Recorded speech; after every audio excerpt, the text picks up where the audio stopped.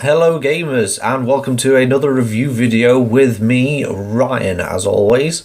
Today we're going to look at a relatively small game that uses the Fate Core system. Now I haven't actually used the Fate Core system at all. Never played a game that uses that.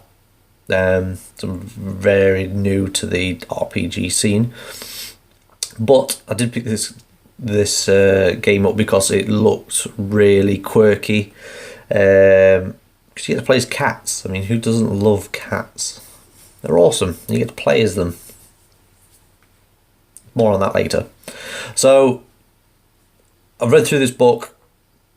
It's very short. You think you could pick up like a paperback version from like probably your local gaming store or something. I found one copy in my local Forbidden Planet for £8 or £8 if you're watching this in any other country apart from the UK. It's not long. I think it's about 54 pages long. It's quite small, but it gets you going. I mean, it doesn't have to be overly burdened with page over page of stuff. So let's get right into it. So you can see from the there's the front cover. So you can see from the front cover, it has a particular style to it. So if you like old Disney or animated like cartoons and stuff, then this is kind of your thing if you want to go that kind of artwork. Usual stuff, index, tells you everything about it. The artwork's quite consistent all the way throughout, so I'm assuming that they got the same artist to do it all the way through, which is pretty nice. So it introduces you to what duty of cats. Cats have naming a cat, which is quite important because names hold power. Silverford Ford is setting for the small story that's in this book, and Black Silver is literally the story that holds all the bad guys and the relevant information and stuff like that. So the duty of cats. So in this universe, cats are, for lack of a better term, sentient beings. So they can talk to one another, and they have their own society and parliament. A parliament of cats protects like a certain amount of area. A certain area, they have their own territory and stuff like that, and they have their own little society, I guess, together. But the duty of cats is to protect humans, in short, which they call burdens. So you might fend off a demon or just real life muggers and burglars or whatever that try to attack your burdens because you're there to protect them. Naming cats. So this goes through the character creation. As you might expect, it gives you a quick reference guide on how to do something really quick off the bat so you can get going. And it does seem rather quick and easy to do. Tells you everything that you need to know up to like the magic skills. Now there's 4 different kinds of cats. There is a warden, a namer, a seeker, and a shaper. Wardens tend to be your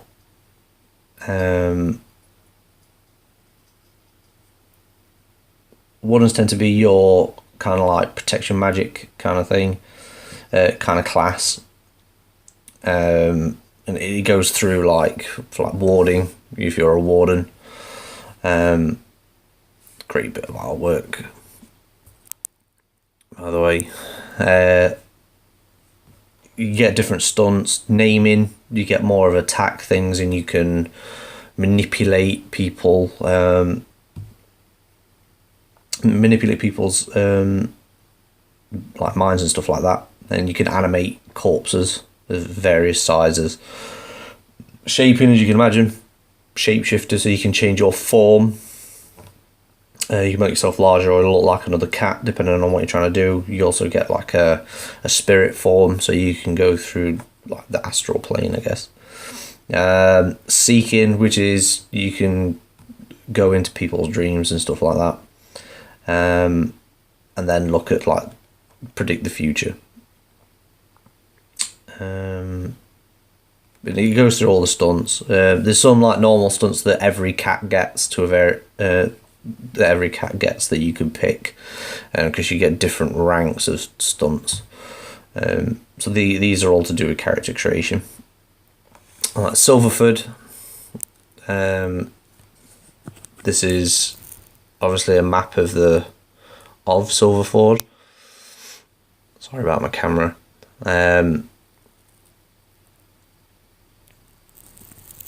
This is the campaign setting.